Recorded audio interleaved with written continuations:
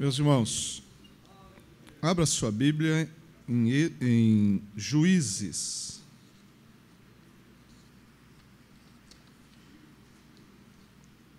Livro de Juízes, capítulo 6.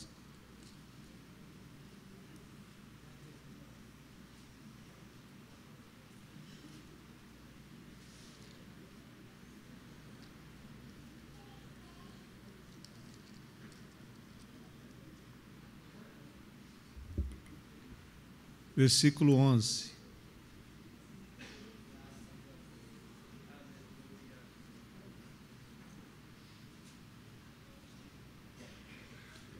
Então, o anjo do Senhor veio e assentou-se debaixo do carvalho que está em Ofra, que pertencia a Joás, a Biesrita. E Gideão, seu filho, estava malhando trigo no lagar, para o salvar dos midianitas. Então o anjo do Senhor lhe apareceu e lhe disse: O Senhor é contigo, varão valoroso. Amém.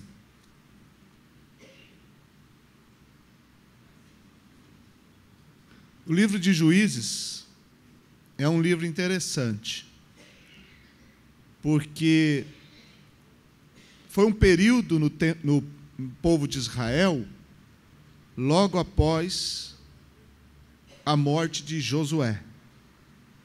A Bíblia diz que depois que morreu Josué, e morreram também os anciãos, muitos que foram inclusive contemporâneos de Josué, o povo de Israel, ele entrou numa fase de altos e baixos com relação à sua vida com Deus. É muito comum, quando você lê o livro de Juízes, ver que o povo se afastava de Deus e, por causa disso, sofria. E Deus, então, levantava um juiz, alguém que, então, libertava o povo. Durante o tempo que esse juiz vivia, o povo era, então, abençoado, porque andava nos caminhos de Deus. Só que, ao morrer aquele homem ou aquela pessoa, o povo de Israel voltava às práticas que desagradavam a Deus. Segundo a expressão bíblica, faziam o que era mal aos olhos do Senhor. E nós estamos aqui diante de um quadro, capítulo 6, que é esse tempo em que eles estavam passando por sérios problemas. Sérios problemas. Problemas que traziam até escassez na nação. Até mantimento estava faltando para o povo nesse período que o capítulo 6 registra. Muitos e muitos problemas o povo de Israel estava enfrentando. Hoje em dia,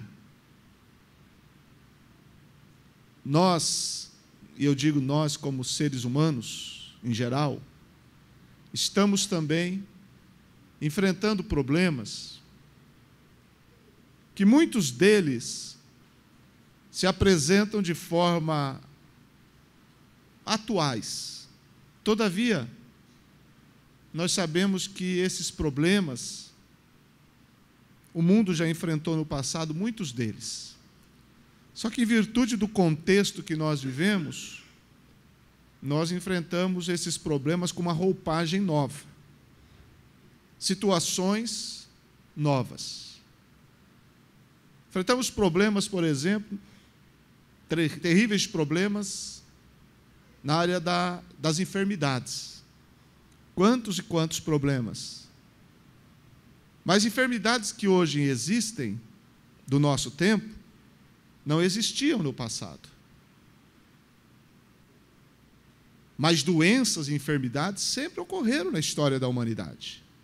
Só que nós enfrentamos enfermidades relacionadas ao nosso tempo. Por exemplo, a AIDS é uma enfermidade do nosso tempo. Certos vírus que estão atingindo muitas pessoas e estão assustando grande parte do mundo, também são situações do nosso tempo, do nosso mundo, do tempo que estamos vivendo. Por vivermos nesse planeta com mais 7 bilhões de pessoas, enfrentamos a fome. Dizem que quase 1/3 da população do mundo passa fome. Nós, que vivemos no Brasil, não estamos muito distante disso. Existe no nosso país milhares e milhares e milhares de pessoas, centenas de milhares de pessoas, que vivem abaixo da linha da pobreza. Gente passando fome no nosso país, no Brasil. Fome sempre houve. Todavia, enfrentamos isso numa escala assustadoramente maior, porque a população da Terra é maior. Além de tantos e tantos outros problemas, violência, uma escalada cada vez mais galopante da violência, que todos nós acompanhamos, e às vezes até vemos, presenciamos violência perto de nós. É difícil uma pessoa que nunca tenha visto um ato de violência. Alguns poucos escaparam disso. Mas fato é que a humanidade é problemática, repleta de problemas, e problemas, e problemas, e problemas. Mas os problemas que a humanidade enfrenta, ele, na verdade, não é a causa, mas ele é a consequência de um mal que trouxe os problemas. As fomes, as guerras, a violência, as pestes. Tudo isso que nós catalogamos como problemas que o ser humano enfrenta, advém de uma causa. E a causa é o pecado. O pecado é a causa de todos os flagelos e de todos os problemas que a humanidade enfrenta. O pecado que entrou na humanidade lá no Jardim do Éden. Porque ao desobedecer a Deus, o homem abriu as portas para o pecado. E com o pecado, toda a sorte de suas terríveis consequências. Israel, aqui, e a história de Israel, nesse texto, mostra isso para nós. Então, se o problema da humanidade, o maior problema, o causador dos problemas da humanidade é o pecado, a humanidade não tem a resposta para esse problema. Não tem resposta. O que a humanidade tenta, através das leis, através dos governos, através da ciência, é amenizar e cercear as consequências do pecado. por exemplo, com leis que punem os malfeitores, prendem criminosos. As leis servem, então, para tentar cercear, mas não está combatendo a causa, a origem dos problemas. Os medicamentos, os avanços da medicina,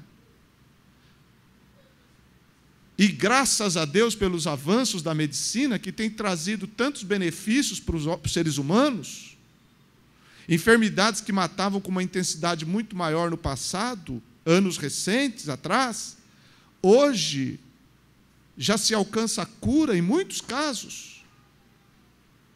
Para muitas pessoas hoje, o câncer já não é mais uma sentença de morte. Antigamente era. Uma pessoa ser diagnosticada com câncer já era sentença de morte. Hoje já não é tão assim, por causa dos avanços da medicina e dos benefícios auferidos pelos cientistas. Mas mesmo assim o câncer continua matando muita gente. E tantas outras doenças continuam matando tantas pessoas. Então, os avanços da medicina, eles conseguem trazer um alento, mas não resolve o problema da doença na humanidade. Porque a causa de tudo isso é o pecado. Pecado é a causa, portanto, de tudo que diz respeito a problemas que o ser humano enfrenta. E o homem não tem condição de dar solução para isso. Só Deus tem condição de resolver o problema do pecado. E esse quadro está representado aqui na história de Israel nesse tempo. Por quê? Veja o verso 1 do capítulo 6. Porém, os filhos de Israel fizeram o que parecia mal aos olhos do Senhor. E o Senhor os deu na mão dos midianitas por 7 anos. Se continuarmos lendo, e vamos continuar fazendo a leitura, nós vamos ver que os midianitas fizeram o povo sofrer muito, sofrer demais. Esse povo aqui. Continue lendo comigo no verso 2. E prevalecendo a mão dos midianitas sobre Israel, fizeram os filhos de Israel para si, por causa dos midianitas. Olha aí, por causa dos midianitas, eles fizeram as covas que estão nos montes, e as cavernas e as fortificações. Porque sucedia que, semeando Israel, subiam os midianitas e os amalequitas, e também os do Oriente contra eles subiam. Verso 4. E punham-se contra eles em campo, e destruíam a novidade da terra, até chegarem a Gaza, e não deixavam mantimento em Israel, nem ovelhas, nem bois, nem jumentos, porque subiam com os seus gados e tendas, vinham como gafanhotos em tanta multidão, que não se podiam contar, nem a eles, nem a seus camelos, e entravam na terra para a destruir. Assim Israel empobreceu muito pela presença dos midianitas. Esse é o quadro.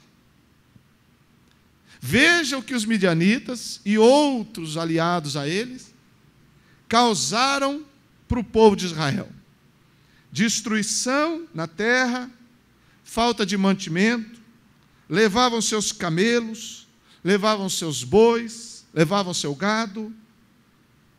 Israel empobreceu muito pela presença dos midianitas.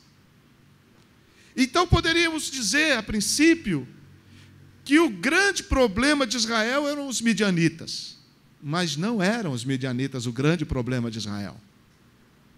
O grande problema de Israel está identificado no verso 1, a primeira parte do verso. Porém, os filhos de Israel fizeram o que parecia mal aos olhos do Senhor. Aí está o problema. Os midianitas foram a consequência. A origem do problema de Israel era justamente que eles estavam fazendo o que era mal aos olhos do Senhor. E traduzindo esse fazer mal aos olhos do Senhor numa única palavra é pecado. É o quadro da humanidade. Os midianitas, os amalequitas, os do Oriente, que destruíram, que fizeram empobrecer, que levavam tudo, que não deixavam nada, representam o pecado na humanidade. Mas ela é apenas os midianitas são apenas uma consequência do que aconteceu lá atrás. Como eu já disse, o grande problema do ser humano está alojado lá atrás, quando nossos pais fizeram o que era mal aos olhos de Deus. Não dá para fugir dessa realidade. Por isso que a história da humanidade é o que a gente tem. O mal que surgiu no Éden atravessou séculos e séculos e séculos e séculos e séculos, e nenhuma geração de homens ficou isento deles, e nós continuamos, nós que eu digo, a humanidade hoje, continua enfrentando as consequências terríveis e terríveis e terríveis. Só que o verso 6, que eu li a parte A, tem a parte B. E a parte B traz algo que marca o início de mudança. Por quê? Porque a parte B diz: então os filhos de Israel clamaram ao Senhor.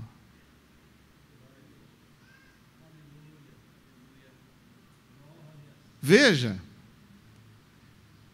que o que eles tinham feito até então era tentar solucionar os estragos que os midianitas faziam. Eles construíram cavernas, diz o verso 2, fizeram fortificações por causa dos midianitas. Então o foco deles era: vamos tentar nos fortalecer contra os midianitas. Só que não conseguiam. Quanto mais eles tentavam se fortalecer contra os midianitas, as coisas davam pouco resultado. Pouco resultado. Assim é o pecado. Quanto mais a humanidade tenta resolver as consequências do pecado, e não atinge o problema na sua origem, o resultado é pouco. Pode ver. Por mais que exista avanço na ciência, por mais que existam entidades de fraternidade, e por mais que existam religiões no mundo, o pecado, como um monte de lixo, se avoluma cada vez no mundo. Se avoluma cada vez mais. Israel tentou resolver o problema pensando nos midianitas. E quando viram que não tinha jeito, então clamaram ao Senhor. Voltaram-se para Deus. E quando se volta para Deus, é o início de mudança. O retornar a Deus. A Bíblia usa o verbo converter. É aí que começa a mudança. Eles clamam a Deus. Aos olhos de quem eles tinham cometido o mal. Porque o pecado, primeiro, antes de ser algo contra o próximo, é algo contra Deus. É errar o alvo do padrão estabelecido por Deus. E precisa ser resolvido. O homem precisa voltar para Deus. Nós precisamos voltar para Deus. É a única solução, é Deus. Não existe outra solução. Não está na ciência, não está no dinheiro, não está nos remédios, não está no governo, está em Deus. A solução está em Deus. Israel clama. E quando ele clamam a Deus, Deus responde. Deus responde. Porque Deus não abandonou a humanidade. Glória a Ele por isso. Ele podia ter abandonado quando o homem pecou, mas não abandonou. Não abandonou. Como Ele não abandona você quando você erra. Ele não te deixa. Ele espera você voltar para Ele. Quando eles clamam, diz o verso 7. E sucedeu o quê? Clamando os filhos de Israel ao Senhor por causa dos midianitas. Olha, eles não conseguiram resolver os midianitas, então foram clamar para Deus. Nós não conseguimos resolver o problema do pecado. Clamamos com quem tem poder para resolver. Os midianitas o fizeram sofrer. O salmista disse assim: foi bom ter sido afligido, porque guardei a tua lei. Bem-aventurada é a pessoa que, quando é afligida por causa das consequências do seu próprio pecado, se volta para Deus com o coração aberto para clamar. É bem-aventurado. De um certo modo, o sofrimento fez bem. Mas não são todos que se voltam para Deus. Pelo contrário, alguns se revoltam e até culpam a Deus. E esses só fazem afundar cada vez mais no pecado. Mas aquele que clama é como aquele que está gritando por socorro, para ser tirado da areia movediça. Que bênção que você pôde clamar quando você viu que você não conseguia vencer. Você não conseguia suportar, você clamou. Deus responde. Verso 8. Como que Deus responde? Deus enviou o Senhor um profeta. Olha, Deus respondeu enviando um profeta aos filhos de Israel, que lhes disse: assim diz o Senhor, Deus de Israel: do Egito eu vos fiz subir, e vos tirei da casa da servidão, e vos livrei da mão dos egípcios e da mão de todos quanto vos oprimiam, e os expeli de diante de vós, e a vós dei a sua terra. E vos disse: eu sou o Senhor vosso Deus, não temais aos deuses dos amorreus em cuja terra habitais, mas não destes ouvidos à minha voz. Deus responde enviando o profeta. Só que o profeta nada mais fez do que repreender e incriminar o povo. O profeta não trouxe solução. Nós lemos aqui. O que o profeta fez foi repreender, apontar os erros e o desvio do povo. Não foi? Foi isso que o profeta fez. Mas o profeta foi uma resposta de Deus para o clamor do povo. O profeta foi uma resposta.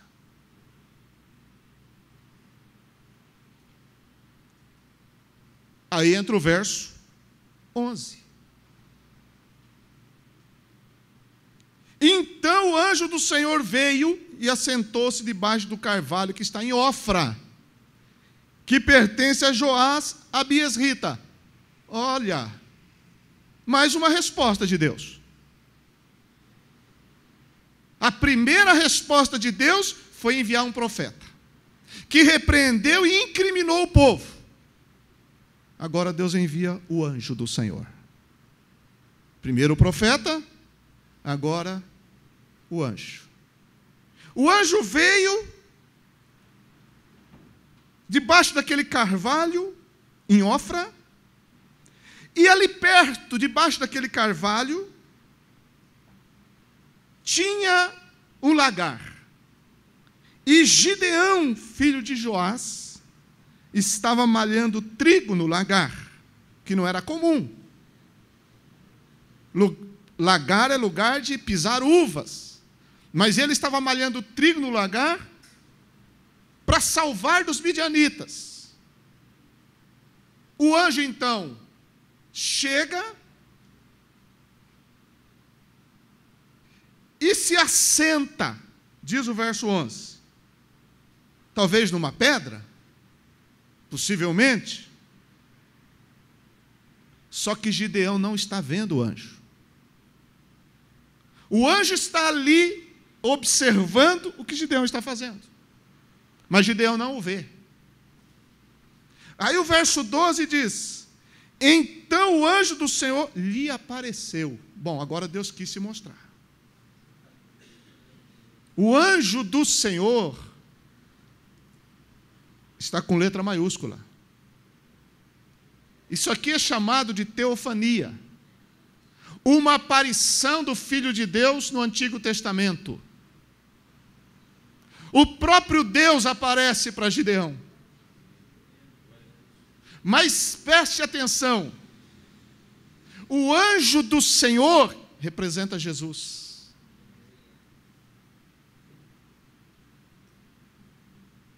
Agora preste muita atenção no que eu vou falar.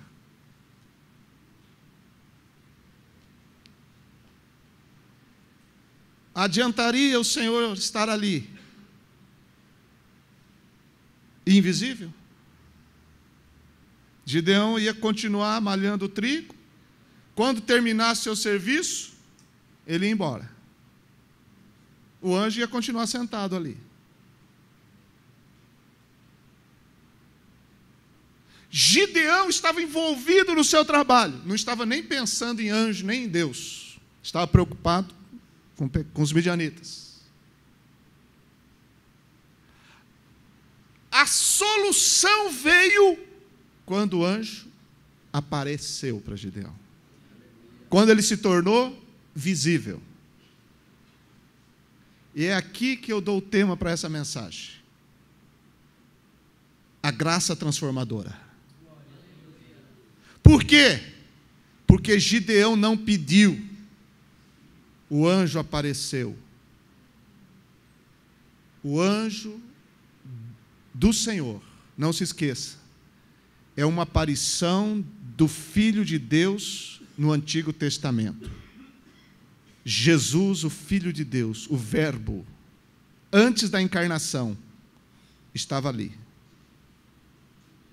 Invisível, mas quis aparecer para Gideão, e Gideão ouviu. Por que eu digo que é graça isso? Porque Gideão não pediu, foi ele que quis aparecer. Isso é graça, irmão. Graça, você não faz nada por merecer, é Deus que te dá. Isso é graça. Por que Gideão merecia que o Senhor aparecesse para ele? Ele não merecia. Mas o povo clamou, não clamou? Deus enviou duas respostas. Israel representa o mundo. Israel representa o pecado. O mundo em pecado. As duas respostas de Deus. Primeiro, o profeta. O que o profeta fez? Incriminou e repreendeu. Esse profeta representa a lei. A lei. Deus não deu a lei através de Moisés? Deu a lei para Israel e essa lei para o mundo todo. A lei de Deus. O que a lei de Deus faz, se não incriminar e mostrar o pecado? É isso que a lei faz.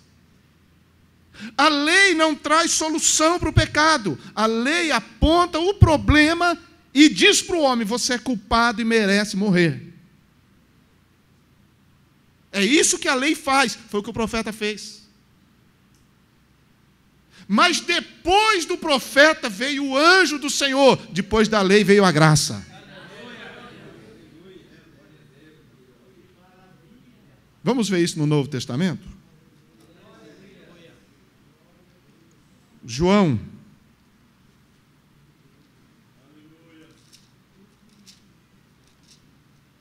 João capítulo 1.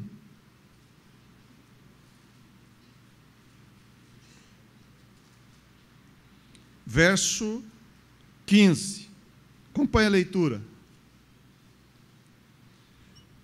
João 1:15.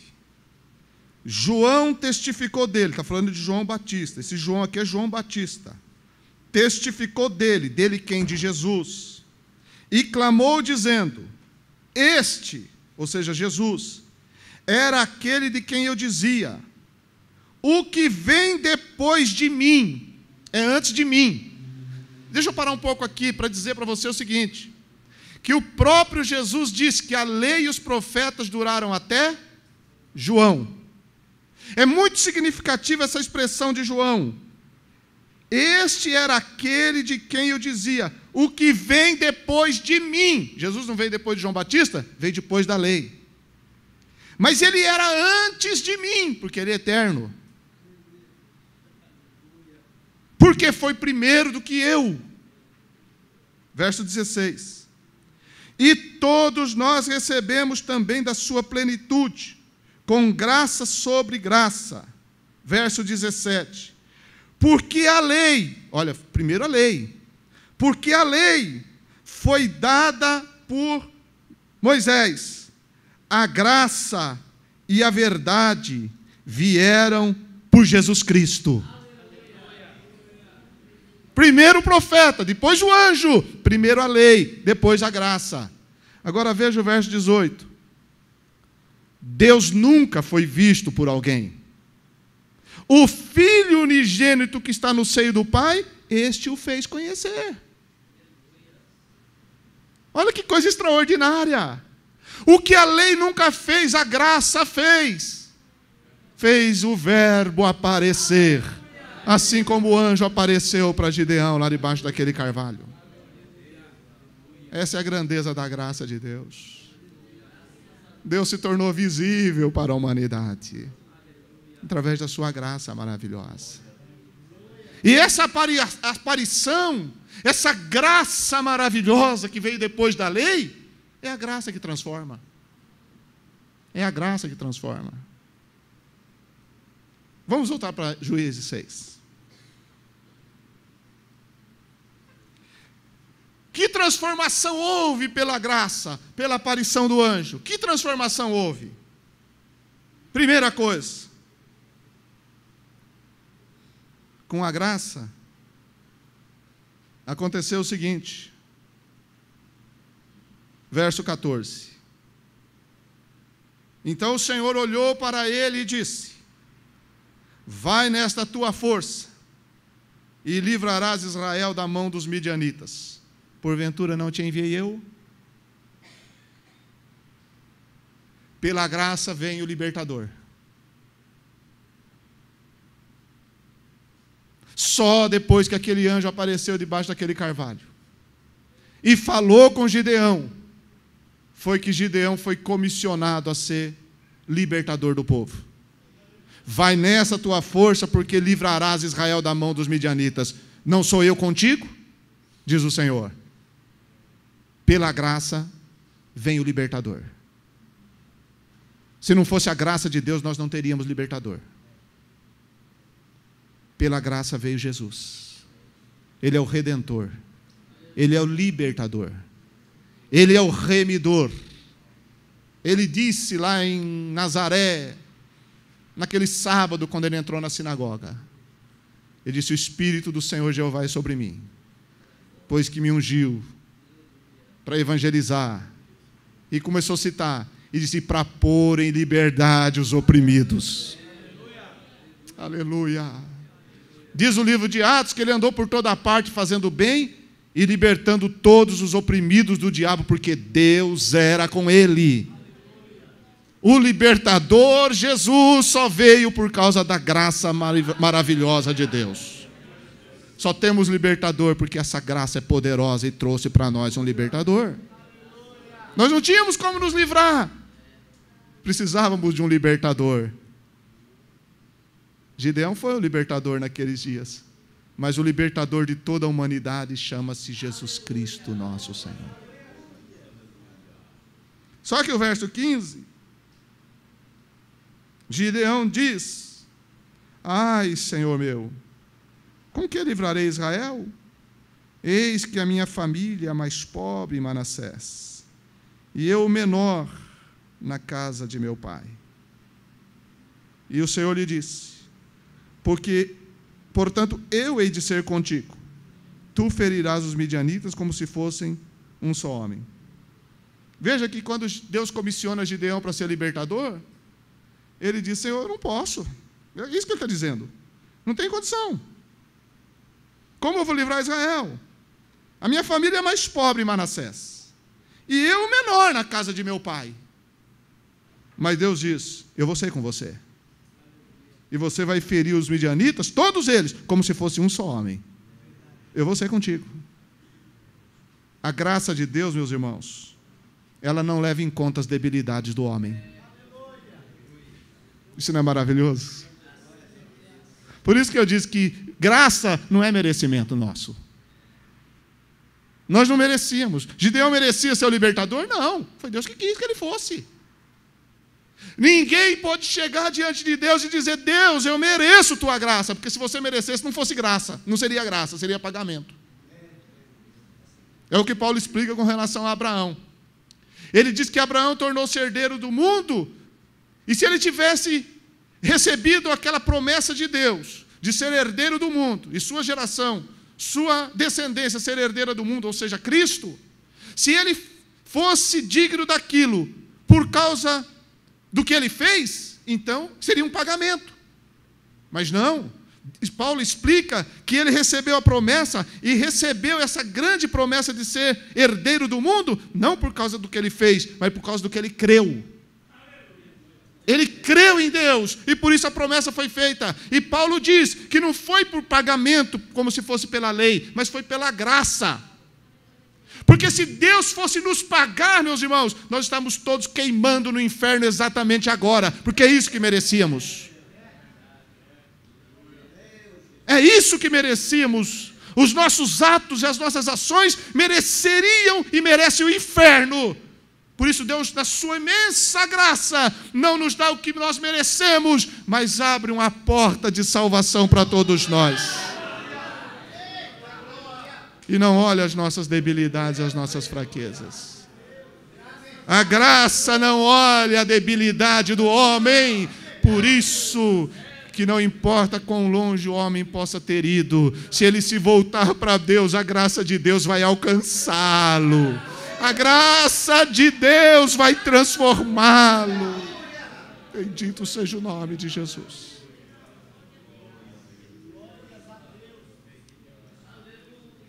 Aleluia. E aí Gideão se anima. Ele se anima. E aí no verso 17 diz assim: Gideão disse assim: se agora tenho achado graça aos teus olhos, graça, olha aí, achado graça, João. E Gideão entendeu que o negócio era graça. Quanta gente não entende que a coisa é graça. Acha que é crente, é salvo e vai para o céu porque é bonzinho. Se agora tenho achado graça aos teus olhos, dá-me um sinal de que és o que comigo falas. Rogo-te que daqui te não apartes, até que eu venha a ti e traga o meu presente. Interessante isso. Depois da graça, ele quis também dar um presente. E o ponha perante ti. E disse, o anjo, o Senhor disse: eu esperarei até que venhas, voltes. E entrou Gideão e preparou um cabrito. Não tinha boi mais, né? Então vamos fazer um cabrito. E bolos asmos, porque não dava tempo de fermentar a massa. De 1 éfa de farinha. A carne pôs num açafate. E o caldo pôs numa panela. E trouxe-lhe até debaixo do carvalho e lhe o apresentou. Verso 20. Porém o anjo de Deus lhe disse: toma a carne e os bolos asmos e põe-nos sobre esta penha. E verte o caldo. E assim fez. Verso 21. E o anjo do Senhor estendeu a ponta do cajado que estava na sua mão e tocou a carne e os bolos asmos. Então subiu o fogo da penha e consumiu a carne e os bolos asmos, e o anjo do Senhor desapareceu de seus olhos. Sabe o que mais a graça faz na vida do ser humano? Transforma ele num verdadeiro adorador. Glorifique a Deus, querido. Você só é adorador por causa da graça de Deus na tua vida. Gideão foi atingido pela graça. Ele entendeu aquilo. Graça você não merece, mas recebe pela fé. Eu não mereço, mas Deus está me dando, então eu creio nessa graça. Eu creio nesse amor. E aí, então, ele quer retribuir. Quem recebe graça quer dar alguma coisa para Deus. Irmão, um dos primeiros sinais de quem é alvo da graça de Deus é ser agradecido a Deus. O que eu posso fazer agora? Deus pede adoração. Gideão vai e prepara tudo aquilo. Volta. Está aqui. O anjo diz, não, espera aí. Pega a carne e pega o pães asmos e coloca na penha. Isso mostra para nós que a adoração tem norma. Não é de qualquer jeito, não. Tem muita gente adorando a Deus de qualquer jeito e achando que Deus recebe. A adoração tem norma, gente. Tem regra. Põe lá, é lá que o fogo vai pegar. É por isso que tem muita adoração e pouco fogo. Porque não é adoração verdadeira. A adoração verdadeira faz fogo. Engraçado, o fogo sobe da pedra e queima. E sobe. É interessante isso, né? Quando você adora a Deus, o fogo de Deus queima por dentro de você. Nosso espírito arde, nosso espírito queima. Oh, glória ao nome de Jesus para todos sempre. Quando Jesus disse à mulher samaritana, capítulo 4 de João explica isso. A mulher disse assim, nós adoramos nesse monte, Monte Gerizim. E vocês dizem que é em Jerusalém o lugar de adoração. Jesus disse, mulher, eu vou te dizer uma coisa. A hora vem, e agora é. Esse agora é a graça, gente. Porque a graça estava ali, sentado no poço, perto daquela mulher. A hora vem, e agora é, que os verdadeiros adoradores não vão adorar nem nesse monte, nem no templo em Jerusalém. Porque o Pai procura os que o adoram em espírito e em verdade. Aleluia. A graça não engessa a adoração. A graça não estipula lugar fixo de adoração. A graça abre os horizontes para o adorador. Em qualquer lugar, em qualquer momento, em qualquer tempo, a qualquer hora, os alcançados pela graça podem adorar o Senhor Deus, bendizer o Senhor.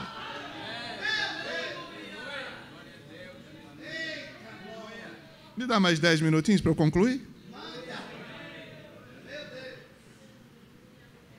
Voltemos para Juízes. Aleluia. Bendito seja o nome de Jesus.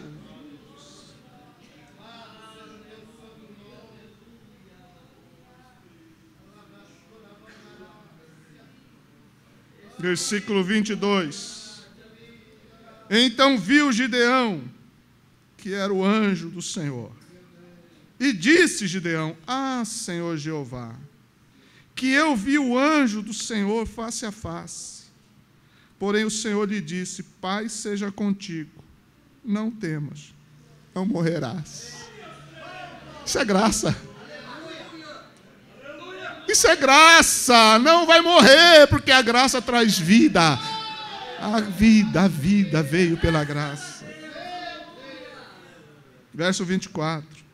Então Gideão edificou ali um altar ao Senhor. E lhe chamou, Senhor é paz. no hebraico é Jeová Shalom. E ainda até o dia de hoje está em Ofra dos Asbiesritas. O Senhor é paz. Edificou um altar e chamou Jeová Shalom. O Senhor é paz. A graça trouxe a nossa paz com Deus. Capítulo 5 de Romanos, Paulo disse: justificados, pois, pela fé, temos paz com Deus, por nosso Senhor Jesus Cristo, pelo qual temos acesso a essa graça, na qual estamos firmes e nos gloriamos na esperança da glória de Deus. E ele continua falando: justificados, pois, pela fé, temos paz com Deus. A graça promoveu a paz.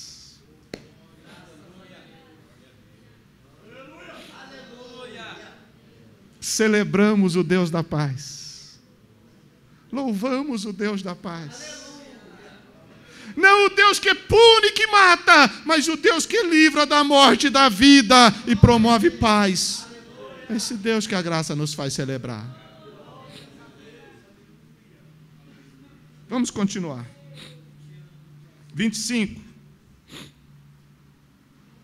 E aconteceu naquela mesma noite que o Senhor lhe disse: toma o boi de teu pai, a saber, o segundo boi de 7 anos, e derriba o altar de Baal que é de teu pai, e corta o bosque que está ao pé dele, e edifica ao Senhor teu Deus um altar no cume deste lugar forte, num lugar conveniente, e toma o segundo boi, e o oferecerás em holocausto com a lenha que cortares do bosque. Então Gideão tomou 10 homens dentre os seus servos e fez como o Senhor lhe dissera.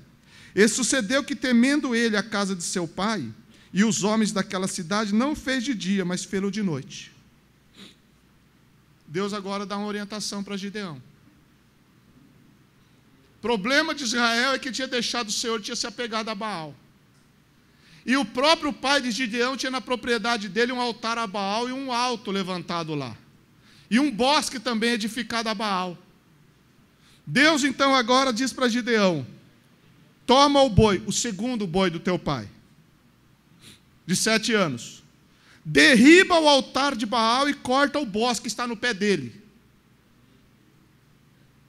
Dura palavra. Dura mensagem. Porque não era de Gideão, era do pai dele. Era da família. Mas Gideão estava contaminado com aquilo também. A propriedade estava contaminada. E Deus fala: faz isso. Sabe o que isso nos mostra, irmãos? Que a graça de Deus é exigente. Tem gente que pensa que não é. Paulo explica isso em Romanos capítulo 6. Ele diz: pecaremos, pois, porque estamos debaixo da graça e não da lei? De maneira nenhuma. Nós que estamos mortos para o pecado, como viveremos ainda nele? A graça de Deus é maravilhosa, você não merece, ela é grandiosa, mas não é barata. A graça de Deus é uma joia que deve ser dado o devido valor a ela. Graça não é alguém ser salvo e continuar pecando, porque aí não recebeu graça. Se alguém diz que tem a graça de Deus na vida e continua no pecado, essa pessoa não sabe o que é graça, porque a graça de Deus é exigente. A graça de Deus exige santidade. A graça de Deus exige santidade, exige rompimento com o pecado. Vai lá, Gideão, derruba o altar de teu pai, quebra o bosque, acaba com tudo aquilo e pega o novilho lá, pega o boi de 7 anos e oferece, não no altar de Baal, mas faz um altar novo e edifica esse altar para mim e oferece para mim aquele boi de 7 anos. Irmãos, quem é alcançado pela graça de Deus, o Espírito de Deus tem ciúme dele. Quem é alcançado pela graça não divide a adoração. Quem é alcançado pela graça não participa de Baal, do altar de Baal, e não participa do altar de Deus. Quem é alcançado pela graça não come na mesa dos demônios e come na mesa de Deus. O que é alcançado pela graça, meus queridos irmãos, pode cantar o hino 432 com todos os seus pulmões e dizer que os meus pés somente vão onde os santos possam ir. Numa eterna canção, minha voz se faça ouvir. minha vida seja consagrada a Ti, Senhor. Quem é alcançado pela graça entende a exigência da graça. E a exigência da graça é santificação. Porque assim como é santo aquele que vos chamou, sede vós também santos em toda a vossa maneira de viver. Quem flerta com o pecado, quem vive no pecado, e canta, e prega, e louva, não sabe o que é graça. Essa não é a graça de Deus. A graça de Deus é poderosa. É difícil enfrentar o pecado, mas Gideão enfrentou. Foi lá e fez. Fez de noite, mas fez. Você tem dificuldade para vencer o que na tua vida? Peça a graça a Deus, que Deus vai te dar força. Não vai ser na frente de todo mundo, não vai ser de dia. Quem sabe vai ser de noite, lá no teu quarto, escondido, você e Deus. No solitário com Deus, você vai vencer os maiores inimigos da tua alma. Aleluia.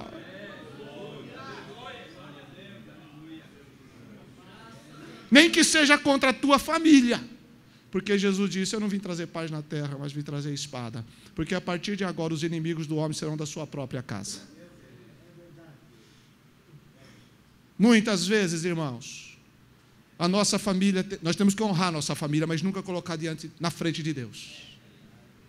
Nunca, nunca, nunca, jamais. Porque muitas vezes é a família que afasta as pessoas de Deus. Leva as pessoas para longe. Um conselho errado. Uma indicação errada. E tem gente que fala assim, mas eu tenho que viver com a minha família, eu tenho que honrar minha família. Não antes de Deus. Valorize tua família, mas não deixe tua família te afastar de Deus. É do teu pai, Gideão, mas pecou contra mim. Vai lá e derruba. Vou deixar para o Espírito Santo falar melhor com o seu coração o que ele quer dizer com isso. Vamos encerrar mais duas coisas. 36. 36. E disse Gideão a Deus: se há de livrar Israel por minha mão, como tens dito, eis que eu porei um velo de lã na eira. E aqui você conhece a história, eu não vou ler tudo para a gente ganhar tempo. A prova do velo. Eu vou colocar o velo e ele vai ficar molhado do orvalho e a terra vai ficar seca. Deus fez. Aí Gideão diz, não se ire contra mim. Agora eu quero que a terra e a vegetação fiquem molhadas e o velo fique seco. Deus fez. Isso aqui não é para ninguém virar menino e querer ficar provando Deus, não. Isso aqui tem um ensino maior. E como o assunto é graça, eu quero dizer o seguinte: não é qualquer um que faz esse tipo de oração, não. Pedir para Deus um negócio desse, irmão, só Deus podia fazer, segurar o orvalho num velo. E só Deus podia fazer um velo ficar seco no meio de tanto orvalho. Só Deus podia fazer. Mas foi Gideão que pediu. Sabe por quê? Mais uma coisa que você precisa aprender, e eu também aprendi e quero passar para você. Que a graça de Deus nos dá uma intimidade com o Senhor extraordinária. Tem gente que pensa assim, eu vou jejuar bastante para ter intimidade com Deus. Querido, não faça isso não. Não é o jejum que te leva à intimidade com Deus. É a graça que abriu a porta para você ter intimidade com Deus.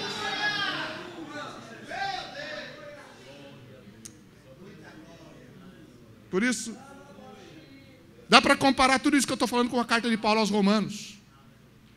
Essa intimidade com Deus é Romanos 8.